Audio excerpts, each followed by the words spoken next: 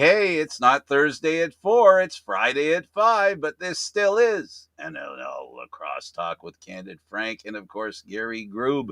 Welcome to the Spanglish World Network on Zingo TV, channel 250. Please remember to download the Zingo TV app at the respective app stores for iOS and Android devices. While you download, make sure you rate and leave a comment. Both apps are absolutely free. Zingo TV is available on Google Chromecast, Amazon Fire, Fire TV sticks, Roku sticks, and also on all smart TVs 2016 forward. Now here on NL Lacrosse Talk, as I said, our co-host Gary Groob, and of course our very special guest, world champion Buffalo Bandits defenseman and father to be, and not necessarily in that order as of importance, Matt Spanger. Matt, welcome to the program. Awesome. Thanks so much for having me. I appreciate it. Oh, we always welcome great lacrosse players. We welcome even bad lacrosse players. We enjoy having lacrosse players, people who love the game of lacrosse. And the first question we always ask, Matt, and I'm sure everybody knows before they come on now, is how did you pick up the stick? I think like my dad played when he was younger, but then also the neighborhood that I grew up in Toronto, the Toronto Beaches. It's a big lacrosse neighborhood, so pretty much like everyone kind of plays at some point when you're younger, when you're peanut running around, and a lot of people end up sticking with it. So I think it was just it was really big in the neighborhood. So I was kind of drawn toward it, and then it ended up sticking, something I really liked and something I was good at. So, well, I used to do the play-by-play of the Beaches lacrosse team. There we go. No way. That's back in the 90s. You probably weren't born yet. That was I was probably running around at the box down on the beach at that point. The iceless outdoor rink. Yeah, that's where all the house league was played out of there. So you go down there and you play pretty much right on the beach every during the week, which was great. When I was doing it, we were doing it at Birchmount Arena, and the Birchmount Arena, and the viewers here know the story. At that time in the 90s, they had a really terrible leaky roof. So when we do the game the day before, if it rained the day before and was sunny the next day, the rain would come through the roof and start pouring down on a sunny day, and all the guys would be running around. All the Beaches team players would be running around with buckets everywhere, all over. It was hilarious. And back then, they didn't play on a carpet; they played on the concrete. Yeah. So we've come a long way. Yeah, since the leaky roof. The other story too. We had Paul on. Yeah, he's gonna have to tell you. Go ahead and tell it. Well, they used to be on that catwalk when they were doing the play-by-play. Well, guys like Paul used to use it as target practice. Yeah. So these guys are dodging balls while they're trying to call the plays. But the good old days of lacrosse, didn't we say that? Yeah. And there's nothing like figuring out a new challenge to help with your shooting skills. Hit the announcer. See how that works. I got out of the way, so unfortunately I saw it coming. And I was much younger then, so I had a lot more good reaction time. So it was interesting. It was a lot of fun. We did that for quite a few years. A lot of great lacrosse players had a chance to see them and got to know the game from the grassroots level. The Beaches were and are still one of the most popular communities for lacrosse, even though maybe it gets drowned out a little bit because of the metro area. Now, normally we do the This Is Your Life thing, and we start from the beginning, work our way forward. But since you just won a championship, why don't we go through all that while it's fresh? And I want to talk about, I want to go back the year previous and the year you guys didn't win when you should have won. And that feeling and how that drove you this year through all the adversity, because the team didn't have it easy this year. They had plenty of injuries, plenty of one-goal games, all kinds of different things to pull on character. Yeah, I think like the year that we lost, the first year that we lost was pretty bad, but then the second year that we lost in the finals as well to Colorado, I think that I don't know really why. I think it stung even more the second time around. I think it's because we were so close, like going into a game 3 as well. Like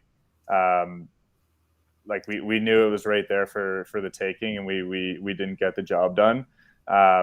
So yeah, that definitely left a left a pretty long lasting burn on a lot of the guys, and it was something that like I don't think anyone really forgot. Over the summer, like even when some guys were playing summer ball, all that kind of stuff. Like I think it's something that really stuck with everyone, and the whole season almost seemed like a little bit of a redemption show of like, hey, can we actually get it done this year type feeling. And I think this year, yeah, I think Gary, you kind of touched on it a little bit, was like it was a little bit different this year than the previous year. Like we kind of like walked through the season a little bit, like didn't really have any like big tests or anything. Like obviously we lost some games, but like it didn't really feel like we were hit with like a ton of adversity. And then this past season, it like you name it, it happened, right? Like we had a ton of injuries, like guys stepping in. Some of the roles that guys played were incredible, right? Like you had guys, like Brad McCulley stepping in and playing such a huge role, like guys like that. And when we had a lot of injuries, and he stayed in the lineup pretty much the entire rest of the season just because he stepped up and played such a great part. But yeah, a lot of the games that we were winning, like even though we finished with a 14-4 record, like you said it, a lot of 1-goal games, like a couple overtime games here and there that one bounce kind of goes the other way. So I think we definitely grew as a team throughout the season, and like being faced with a lot of that adversity, and we really got it going at the right time, going into playoffs and having some pretty big wins over Rochester and Toronto, and then and managed to get the job done this time, which I think we definitely needed just to for the city, right? I think the city had seen us come so close, and I think they needed it just as bad as we did. So I'm really, really, really happy that we got it done. Sure. With all the adversity that city had gone through over the last number of years, that you could feel it in the building. Yeah, even sitting in the press box from the anthems onward, we couldn't hear ourselves think. Yeah. So I can only imagine on the field how loud it was, but it was insane. But I think the difference between the year previous or the years previous and this year was character, not characters. It was a cocky bunch the year earlier, and it was almost expected that that trophy is ours. And surprise, karma's got a way of hitting. This year it was all business, and no matter who was out, and wow, you had Kluche out, you had Byrne out, you had Tahoka out, you had McKay out for a while. Everywhere got hit. And again, you're talking next man up mentality, and guys stepped up like McCulley. Ethan O'Connor was just unbelievable.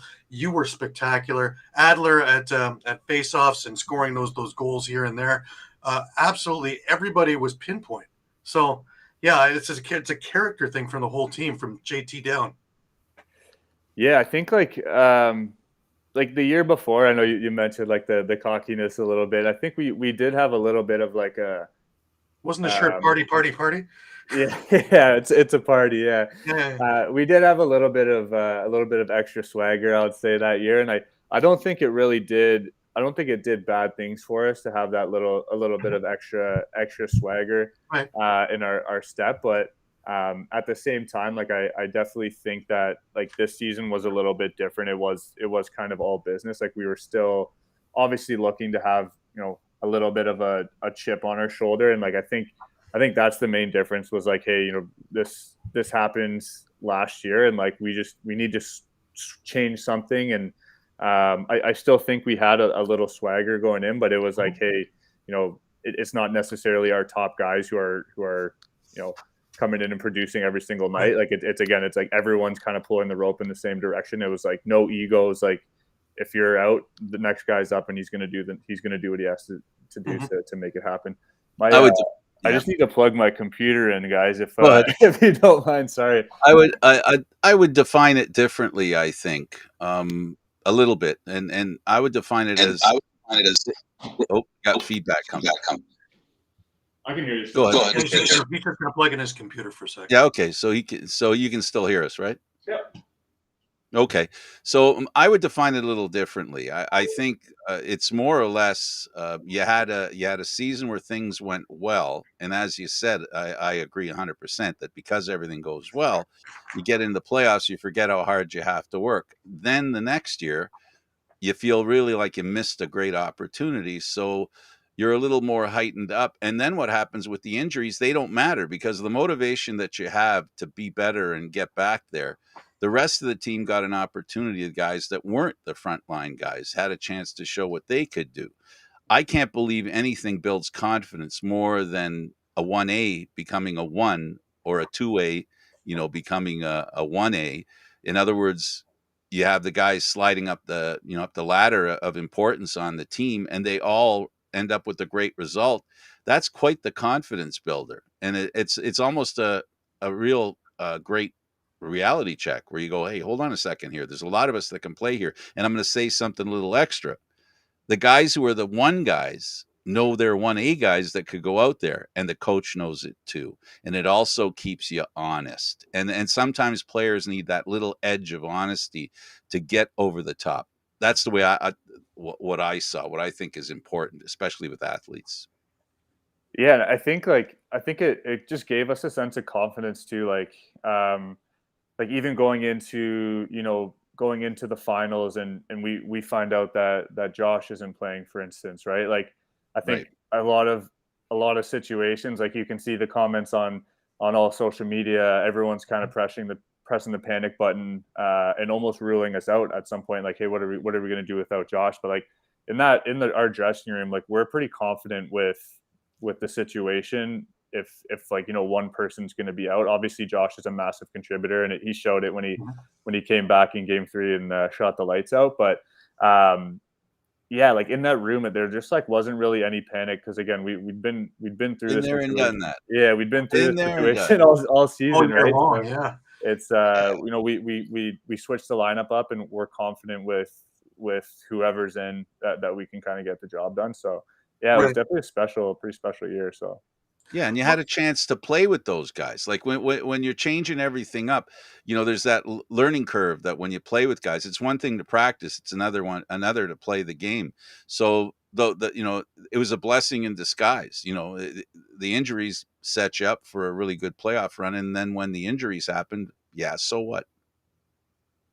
yeah, and it happened to like most people, mostly everyone. Like minus Josh. Obviously, we're back for that game 1 too, right? So it all kind of came together at Yeah. the right time, um, and then like the game 3, obviously Josh comes back, and everyone, we have a full lineup in, right? Like Mhm. the best possible lineup that we can put in, and the rest is kind of history. So And the rest of the players Absolutely. who aren't part of that regular lineup, they feel like they made a contribution to it's a great experience. I see that kind of situation when you overcome adversity and what it takes to overcome it really gives a lot of people a lot of I guess you could say pride in their contribution. It's being one of the red aces or the guys that only wear practice jerseys when the championship's won.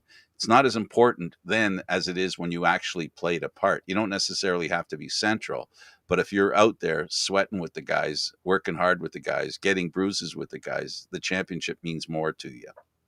oh yeah, and honestly, like I'm kind of in the mentality too. Like I've been in the practice roster spot before. Like most guys have been at some point, right? And Mhm. like it's pretty tough to travel all the time and like practice, and like the guys who like weren't getting in our lineup a lot of times, like no one was practicing harder than those guys too. And like it's not only them just like fighting for a spot in the starting roster, but it's like it's pushing us. It's like it's making everyone who is in the lineup a better player. Like those guys earned everything. Like they earned it's And they that had a that turn too. Justin exactly. Martin played a big role in some of the playoff games. Robinson, both Dylan and Justin, both played parts. So yeah, everybody had a part in this that they can say that there was a tangible asset to the team. Yeah, 100%, 100%. It was especially like late in the like game, late in the finals. Like it was kind of like, hey, everyone, you have to have your best game of your life, kind of thing, right? And I think that's kind of like game 3 especially, I think that's kind of how it went. Like everyone was just on, and we knew we had to bring it if we wanted to bring And that scoring back. a goal quickly kind of, eased up the tension a little bit in the house as well as on the team, because guys didn't grip the sticks so hard, because you're coming off not a great performance in game 2 where you guys lost discipline. And in game 3, it was business as usual. Discipline, didn't get tricked into any of the stupid penalties, and didn't give their power play a chance to do what both you guys power plays did all series long. Yeah, I think like a game like that too, Colorado power play, obviously our power play as well. Like Mhm. if you can stay out of the box and kind of drag the other team into taking penalties, like you're gonna win. Like the Colorado's power play was lights out against us, and ours was the same, right? There's too much talent on those power play 1 units that, like if you're in penalty trouble, then you don't really stand a chance against a lot Right. of these teams, right? It's all across the league. Even guys are so Sure. good, they move the ball so well, and again can shoot it into a soup can. So it's impressive. I want to go back a couple of weeks before the playoffs, and a game that happened in Hamilton. I know it's not a great one, but you guys took it on the chin. You lost 18-7. Was this a come to Jesus moment? Because from that point on, you guys were unstoppable. Yeah, you got all your guys back 2 weeks later, but you guys as a team were unflappable and unstoppable from that point onward. So was there something that was like, wow, we can't have that again. Let's focus and get on with things? Yeah, I think it was definitely a little bit of a hit to the ego, right? Like we're obviously one of the top teams in the league at that point, and Toronto is as well. So I think everybody is expecting a close game, like obviously a well fought, like tough game, but I don't think anyone was expecting that type of shellacking that we got that night. So it's hard to even pinpoint like why that happened, even like just like a little bit of maybe lack of preparation on our part, but I think it definitely was a bit of a wake up call. Again, kind of going back to what we were saying before with getting hit with that adversity. Like that was a thing. Like, hey, like we bleed red just like everybody else, and nothing is going to be handed to us if we show up with that attitude. Like we're gonna get beat like this, and like a lot of teams in the league will be able to beat us like this if we show up just expecting to win and not kind of work for it. But so I think it definitely was a wake up call that it was just like everything that we're gonna get is gonna be earned, and there's no two ways about that. Like you just need to show up ready to earn it every single night, kind of thing. And the fact that it was Toronto that handed us that was even more of a wake up call, because our history with them obviously isn't the greatest, and I think that kind of added to it, given the chippiness at the end of that one. So. Well, yeah. And then 2 weeks later, of course, you get to Hoka back. Now, there's a bulldozer if I've ever seen one. I've watched him since junior, and even playing with the Arrows, man. He has such great hands. Like, there's never a cheapy goal that ever came out of his stick. But the size of him, nobody's moving him. He's taking care of all the defensive structures in front, which open things up for Dane, open things up for Josh. It's amazing how much one man can do. Yeah, he's a special guy. Like I think you kind of nailed it. Like he obviously has like incredible hands, can shoot the ball, can score on his own, but like he can go out there and not even touch the ball and make such an impact. Like even something as simple as just getting into the middle, making their defense collapse, all that kind of stuff. Like I think in that Toronto game, like obviously I'm not the one to critique any offense here, just because I don't spend much time up there. But like when we're not getting to the middle and like breaking defenses down, like on a guy like Rosie, you're shooting from the outside. Obviously, he's a big guy, comes out far. Like not much of an angle to shoot at. So if you're not getting into the middle, making him move side to side, then we don't really stand a chance. And the whole could just breaking down those defenses, getting into the spaces, into like getting into the dirty areas where not a lot of guys want to go, just opens everything up for everyone else. And then obviously when he gets in tight, he's definitely a guy that I'd put my money on putting the ball in the net as well. Sure. Now, I want to talk also a little bit about the defensive structure that you guys had, because it was really one of the most unique things I'd seen in a long time. And sitting up in the press box and watching you guys actually do it and from a distance. It was pretty spectacular that you had your two bottom defensemen come down almost equal to where Vince was. So you almost had three goalies there. But you guys were agile enough to get out to block the lanes, shooting and passing lanes, and disrupt things.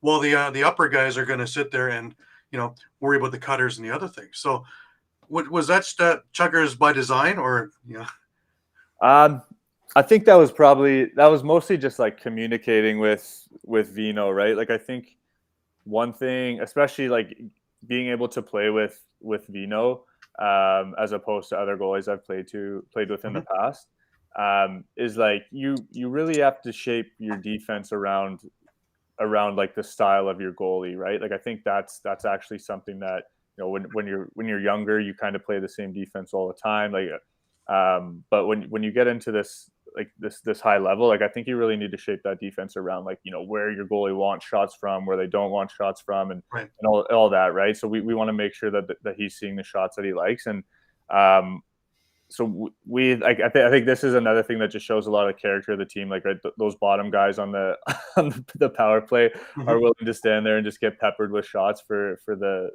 good of the team. That's a big character thing. Like we had a couple guys who probably blocked like 5 or 6 shots a game.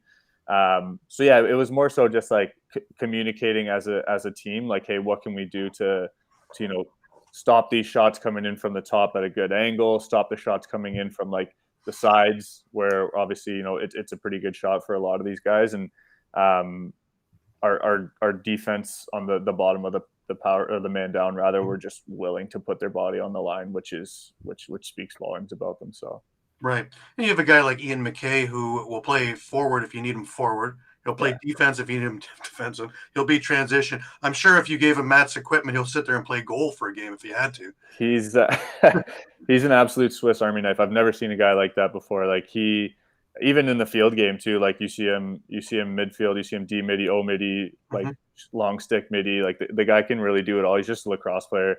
And I think honestly, probably one of the bigger snubs I've seen for transition player of the year. I think he probably earned that this year. Agree. But yeah, he's great. Like again, he'll come down, play an excellent game on defense, and then he'll go up on offense and have like 3 or 4 goal game. It's just it's pretty impressive to say the least. So definitely. Now, as for you, what kind of thing did you look at before the season started to improve your game towards getting to the championship? Did you achieve it? Yeah, I think so. Like, I think for me, I'm not sure if there was like a particular, skill or anything that I was looking to change. I think it was more so just like I wanted to be, a reliable defenseman, right? Like, and I think that comes down to just limiting the mistakes that you make, and just being in the right place at the right time. So I think a lot of it was more so just like mental, like working on the game, positioning, footwork, all that kind of stuff, and just overall being a reliable defenseman down there. Like again, we have a lot of guys who can push the ball in transition. I think pretty much all of our defense are have the ability to push the ball in transition. So kind of takes a little bit of the pressure off. Like when I first came into the league, like I was the guy who was like breaking every single time.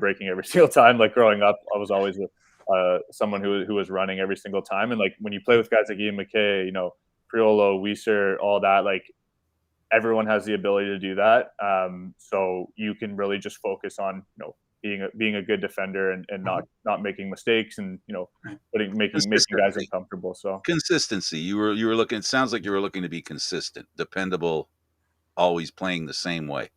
For sure, and just like kind of being present in the moment all the time, right? Like when you're playing into those big moments, it's easy to get sucked into the crowd. Like this is a big moment, but just being present and being a difference maker out there. Now, one of the things that I had heard before when we were talking about Dan Dawson and a few other guys is they had to learn about their size and to be able to play like somebody who's 6'4", 6'6". You play like you're 6'4".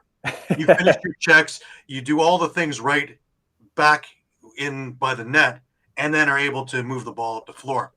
Is that something that you had to practice, or is that just something that came naturally? I think it's well, like I was a late bloomer. Like I don't think I hit 6 foot till maybe like grade 11 ish. So I was kind of a late bloomer. So maybe took a little bit of time to fill in and actually be able to finish those checks Right. effectively. So, but yeah, I don't think it was something I really like had to learn. I think it was just something I always kind of like used to my advantage.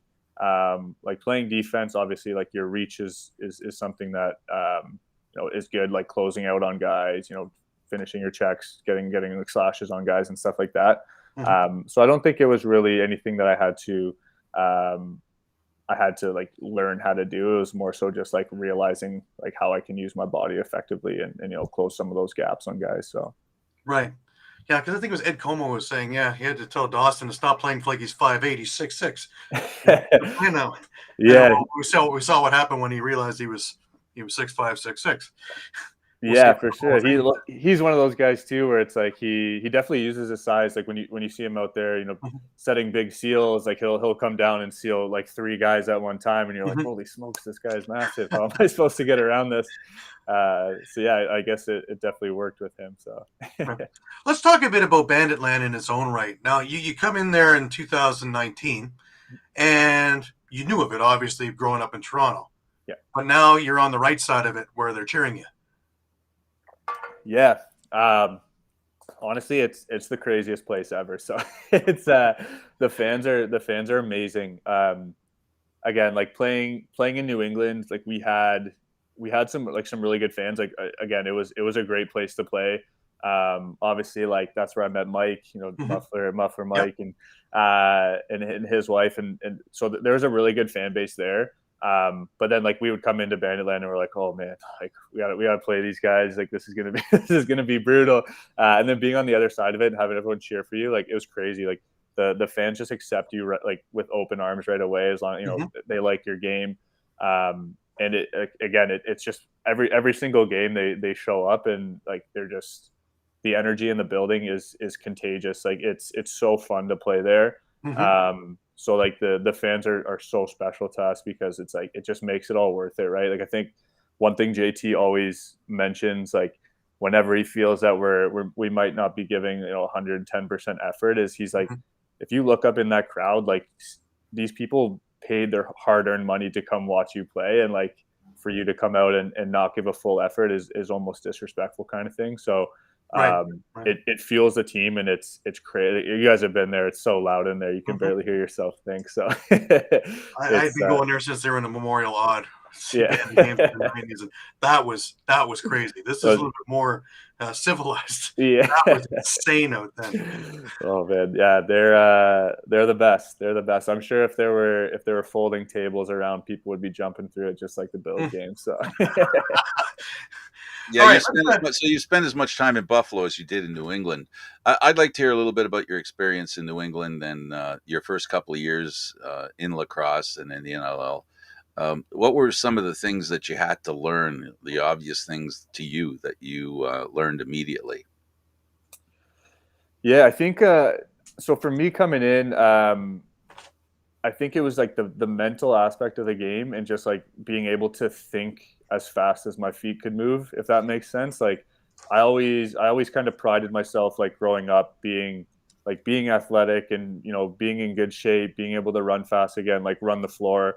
And I think like coming into the NLL, like I was like, okay, I'm in top shape. I'm able to keep up with a lot of these guys. Like I'm doing well on fitness tests, all that kind of stuff. But then during the game is so much faster, and guys think the game way faster than I do. So I think that was a pretty big wake up call. Is like I'm out of breath because I'm running around so much when I shouldn't be doing this. You know what I mean? If that makes sense. So absolutely. For everybody that comes in, they come in as like they're stars where they were before. So a lot of the natural ability takes over, and the need to do the other part becomes clear when you're among all the other great players from where they've been, right? Yeah. So it was a little bit of an adjustment. Like I started out on the active roster, kind of bounced back and forth, like practice to active. And then I think in my second year in New England, I started to find my footing a little bit. Ended up getting a calf injury, and I was out for I think like 5 or 6 games, or maybe even less than that. But kind of set me back a little bit. And then when I did end up getting traded to Buffalo, like that's kind of where I think I definitely found my footing, and was able to kind of like stamp myself in there as a guy who's going to be in the lineup every single night. So it did take a little bit of a time to adjust, and it was all just like positioning, like being able to think the game as fast as everyone else around me. And then like since then, I think it's still just like a constant adjustment, because guys are so good and everyone's just getting better, right? And so creative and everything. So we're just trying to keep up back there. What was your initial thought when they traded you from New England to Buffalo?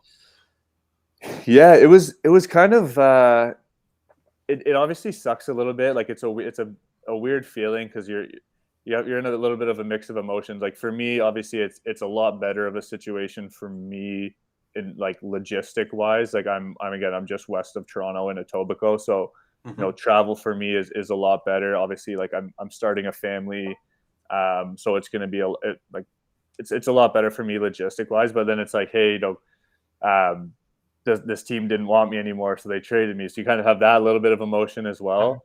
But then I think for me, like the overall excitement like crept in, because I was like, oh damn, like that place that I would go and get yelled at, and like, it was so loud. Like now I get to go in there and they're going to be cheering for me, kind of thing. It's like I get to go to this infamous place and play on the right side of the this crowd cheering. So I think it was kind of a little bit of a mixed emotions, like, but I think overall it's like, hey, I'm excited to go in there and just get this started here. So you were on the cusp of greatness in both places, because New England was on the cusp of probably winning if COVID didn't shut them down. But at that stage, and when you were there, was already ramping up. And then you go to Buffalo, where 2019 they make it to the finals. 2021 they make it to the final. Here we are, 23. We're talking about your championship. So. So you were able to get the best of both worlds. The coaching wise, having Glenn Clark as your coach, and Veltman, and also at that point was your coach, and you've had a lot of dealings with Veltman, because when you did CLAX, he was the commissioner, and he was one of the players you had said previously that you looked up to growing up. So how much were you able to get out of Jim towards your craft? Yeah, he was again growing up in Toronto. Like I went to Rock games pretty frequently, and like looked up to that was my team growing up, right? Like I still have some signed stuff from them that will stay in the drawer probably till I retire, because I don't think I want to put that up on my wall or anything yet. But no, it was honestly special. I was really excited to be coached by V and Clarky. Just learn so much. Like those guys are so smart. I know like Veltman was like our D coach at the time, so spent a lot of time with him. And like he just thinks the game different. Like he was such a dynamic player when he played, like again, playing offense, playing defense, power play, PK, like the guy really did it all. He's just an extremely smart guy. Like he would just point stuff out in my game that I didn't even realize I was doing, or like, tweak things here and there. Again, that helped me kind of like help my brain kind of catch up to my feet a little bit, because it doesn't matter if you can run, like if you're not thinking the game at a high level, then you're kind of useless out there. So I think he really helped adapt that, and was just such a smart lacrosse mind. It was great to learn from him. So his game was loose balls and cause turnovers, and that's your game. So I'm assuming that you picked up quite a bit being a student of his. Yeah. So Scoop he's named Scoop for a reason, I guess, right? So, but I think a lot of that, it just comes down to him being smart, right? Like body position, all that kind of stuff. Like he was able to get all those loose balls because he was out thinking guys, and just a step ahead of everyone. Just being the smart player that he is. Right, and then you roll over into JT. Yeah. And what kind of difference is it in the philosophy of being with him? One of the greatest player of all time, point wise, just him on the field, period. And now as a coach. Yeah, I think he definitely he walks with a little bit of a swagger, with a little bit of like a presence or like an aura around him a Mhm. little bit sometimes, but he is like super down to earth and nice, like such a nice guy. He again spends a little bit more time with the offense than the defense, but Mhm. you can tell again, like you can kind of smell the wood burning sometimes when you see him watching a situation, like you can tell he's thinking a step ahead of most people. And even just some of the stuff that he points out on tape, like he'll walk us through some game tape and stuff and point some stuff out on the D end, and like he just knows the game in and out. And I guess you don't get to the position that he's in without knowing both sides of the floor. Mhm. So it's crazy being, it's like a little bit of like a pinch me moment sometimes getting coached by some of these guys who Sure. were so incredible at playing the game, and now they're kind of like taking our game to the next level, just passing all that knowledge along. So Yeah, Absolutely. then understanding after being coached by them why they were so good, and I guess that impacts on you and why you're saying today, I need my head to keep up with my feet, yeah, no, right? exactly, yeah, exactly. And I think that's another thing is like a guy like JT who played for, I don't know how many, 20 some odd seasons, was it 22 Mhm. seasons maybe, like Sure it wasn't 40 or 50 because his reputation seems more than yeah. 50 years. Well, Exactly. 1,700 points, man. That's a So I don't think you get to that point without being able to think the game so much at such a faster pace than everyone. Because obviously, like when you get up to like your late 30s, 40, early 40s, like you kind of lose a step physically. Mhm. But he was still like thinking the game so much higher than everybody else, and like he's always in the right spot. He jumps in shooting lines with us sometimes and still shoots the lights out, Mhm. but yeah, I think it's just that mental aspect of like being in the right place at the right time. Like that's how you get to play for so many years. So Yeah. Boy, it sounds like you're getting ready to be that kind of player down the road. I mean, you've only been in the league 4 years, but do you see how to extend your career and how important it is for you to figure out? Because when you talk about your head as well, and keeping up with your feet, mhm. it also gets to the point. This is me giving you advice. Wow. I'll take it. I'll take it. Eventually, what happens is your feet slow down a little bit and your head has to work that much faster. I'm sure that's one of the lessons you've learned from them as well, that you got in the bank to think about once you get older, preparing for that. Not that I'm trying to tell you to think about retirement, but I think you understand what I'm asking, what I'm saying. Yeah, yeah. So I think like I definitely get that, and I think that's something that kind of comes with time, right? Like I was listening to, I can't remember what I was listening to a podcast recently. I think it may have been like a hockey one, but they Mhm. were saying that like a person's peak or like an NHL player's peak is around like 30 or sorry like 28 or 29, because like their physical and their mental kind of meet right here, and like that's the peak, right? Whereas like when you come into the league, your physical's here and your mental's here, and then by the time you're like late 20s, they both kind of match up perfectly, and that's where you hit your peak kind of thing. So I'm hoping that that's the case. We'll Well, see. I think but I your might be. brain can carry you. Yeah. There's a saying, deceptive speed, right? And that has to do with basically thinking the game, when to move. It's not just about how fast you move; it's when you move. Yeah. No, absolutely, absolutely. So I think that's something that obviously you work on, and you like watching game tape and just getting smarter and stuff like that is stuff that really, like a guy like Vino, for instance, like watches more game tape than I've seen anybody watch, and like that's why Mhm. he's even though he's still probably in better shape than everybody else, but the mental game, like it's like, hey, like that's how you kind of get your edge, right? So Yeah. I love watching him run out of the tunnel. He goes 900 miles an hour, full goalie equipment. yeah, that's so funny. Always great to see that. But Yeah. you had mentioned that you'd spent time practice rosters and this and that, and earlier in your career you spent time with CLAX, you spent time with ALL, which leads me to my next question about developmental. Having the places like the Arena Lacrosse League, how important is that to a development of a up and coming player? It's everything, right? Like I think something that we were missing for a while was like there was nowhere to play if you're on the practice roster in the winter, right? Mm-hmm. So you're practicing, once a week. If like some teams kind of only practice on the Friday before a Saturday game. Yeah. Some places are lucky enough to have midweek practices like we are, like Toronto. I know some other teams are as well. Mm-hmm.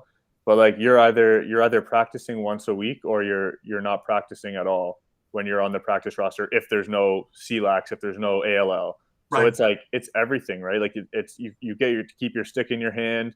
You get to you get to stay in shape. You get to again. There's a lot of good players in those leagues too, right? Like it's kind of a mixed bag in that there's some guys who are on practice rosters trying to crack an NLL roster. There's some guys who have played in the NLL for X amount of years and are still playing competitive. And then there's still some junior players playing winter lacrosse and stuff. So just to like stay in shape and to keep your stick in your hand, you're also probably getting more reps than you would in the NLL as well. So honestly, I would encourage everybody to play ALL if you're on a practice roster. It's so important because you're not getting better if you're not playing, right? Just play as much as you possibly can. And also, I think, and stop me if I'm wrong, is it teaches a lot of the guys how to become professionals, not just on the floor, but how to handle themselves. So when they do make it up there, they stay up there. Because I think the Arena Lacrosse League's had something like 20 or 25 players go up and stay up over the last few years. It's been that good developmentally, and the coaching is on par. The rule set is so it's not a big change going from one game to the other. So midway through, with injuries, with other things, that it's there for the NLL also to be able to pick and choose who they need. Yeah, it's again, I think it does kind of train you just because there are, again, you're playing with guys who are trying to make it. You're playing with guys who have made it to the NLL and they're whatever back down to for the end of their career kind of thing. So it's like you're just learning it, and that's the biggest thing is like continue to play, continue to learn. I think the best thing that ever happened was the rules changing. Like CLAX was a little bit different. Obviously with offense defense kind of switch. So I think the best thing that ever happened was kind of switching it back to the regular rules with the ALL. So yeah, it's honestly a great league. I think I would definitely like to see, I don't know what you guys think about this. I'd be curious to get your guys opinions on it, but even if we went into more of like a farm system, like an AHL system, I think that would be probably good to actually like develop people a little bit more. Because you can keep people within an organization a little bit better, right? So I think I'd like to see that in the future. I agree too, because we talked about it actually on the other show about that being the farm system and making it like that to have their own teams and their own developmental, which would be spectacular because you take a look at how many more teams and how many more players would have access. Because just opening up the West now, how many guys couldn't play, period, if they didn't make a team and make a roster after summer ball. That's it until the next spring. Now they're able to play all winter.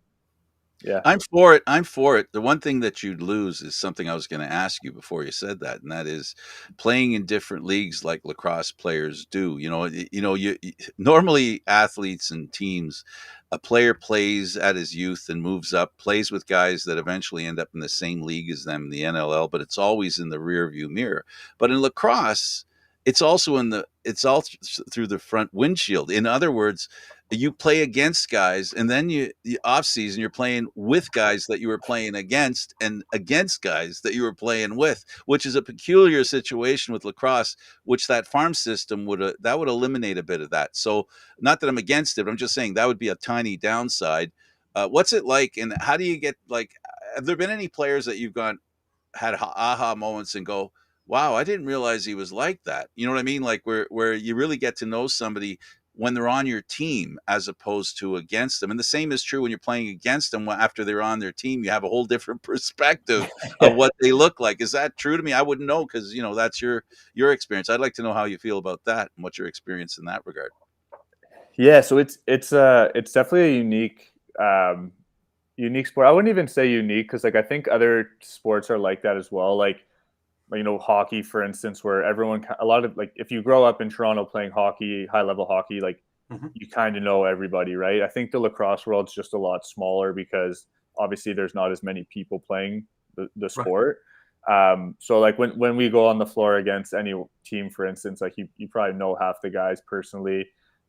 So it's a little bit strange. And I think the biggest thing is like when you play against players who are rough or are, like enforcers, like tough guys or agitators who are trying to get under your skin, and then you're on their team and they're your favorite guy, kind of thing, right? I think that's kind of the situation where it's like, so I think that's just like an aha moment, is like you realize that like you need to find a reason to like not like a guy sometimes, even though maybe you were roommates a couple years ago or like stuff like that. So that's the thing. That's the thing that I have trouble wrapping my head around, because that's the tough part, I think, where Yeah, it's tricky. I think one guy I'll mention is Sean Evans, playing with and against him, is like he's a guy like I played against a little bit, and then like was on his team in New England, and he was like, he's a team guy, right? Like if you're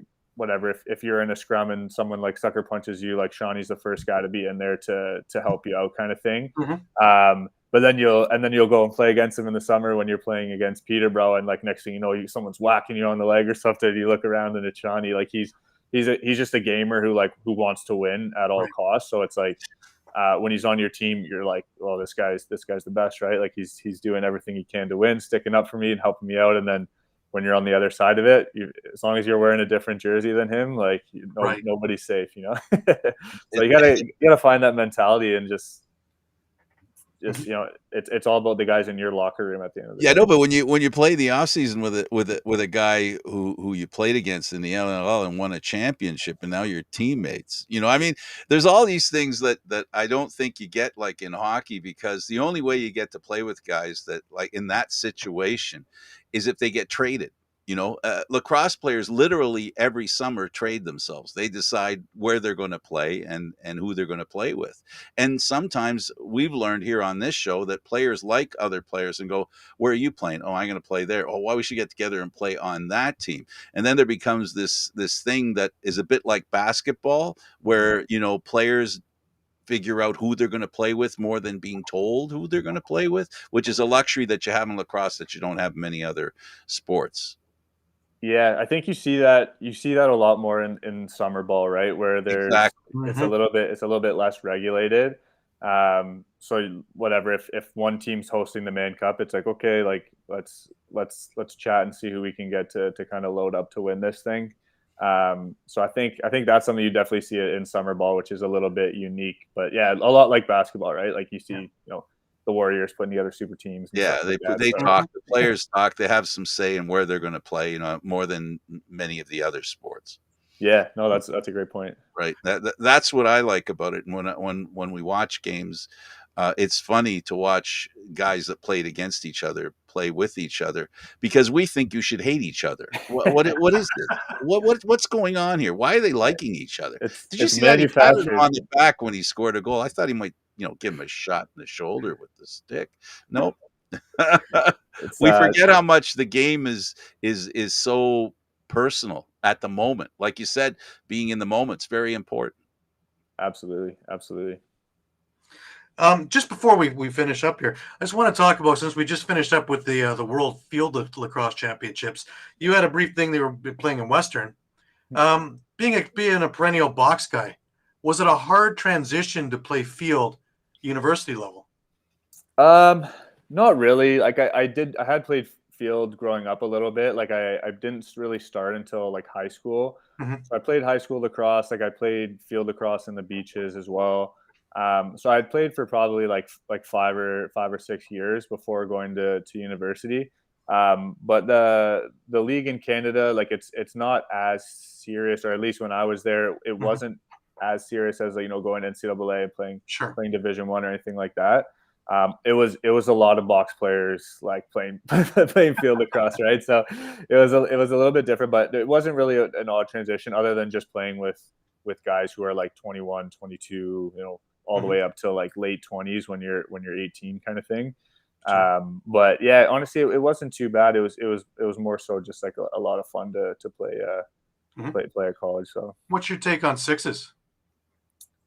I think I would like it if I played it, but I don't know. I think it definitely speeds the game up. It's probably a little bit more fun for people to watch. I know sometimes, when there's no shot clock in field, it can be a little bit of a snooze fest for the fans. Like I saw a lot of people commenting on the world stuff about that. Yep. I feel bad for the goalies. Don't know why anyone would want to be a goalie in a game of sixes, but I definitely like the traditional game a little bit more than that. I think there's a little bit more strategy to it than the sixes, but I think that would probably be good for me if I played field though. So that's the sacrifice we're going to have to make the game, more accessible to the rest of the world. Yeah. If that's what it is, and once we get them, we can actually teach them the rest of the real game. And it was impressive to see all the teams at Worlds, though. I did like to see that. I like to see a lot of the teams looked really good. Like, you had Japan, England, Jamaica was crazy. My buddy Marcus Minichello was out there killing it out there. So it was awesome to see some of those. I was on the sidelines taking pictures, getting burnt. So yeah. I really want to thank you for taking the time with us because we're out of time now. And again, congratulations on the championship. Congratulations on soon to become a father. That's spectacular. And I wish you all the best in the upcoming years to come, Banditland and everywhere else. Awesome. Well, yeah, thanks so much for having me. I really appreciate it. It was great chatting with you guys. Love it. Any excuse to talk lacrosse. Thanks for doing this, Matt. All right. Thanks so much, guys. All right, for Gary Groob and Matt Spanger, I'm Candid Frank Stanisci. Thank you for watching NLL Lacrosse Talk, seen live Thursday at 4 p.m. Today was a special Friday at 5. This show can also be heard on the Spanglish World Radio Network. For lacrosse talk, news, entertainment, and other sports programming we offer, please check out spanglishworld.ca. And don't forget to check out the YouTube channel, Candid Frank 1030.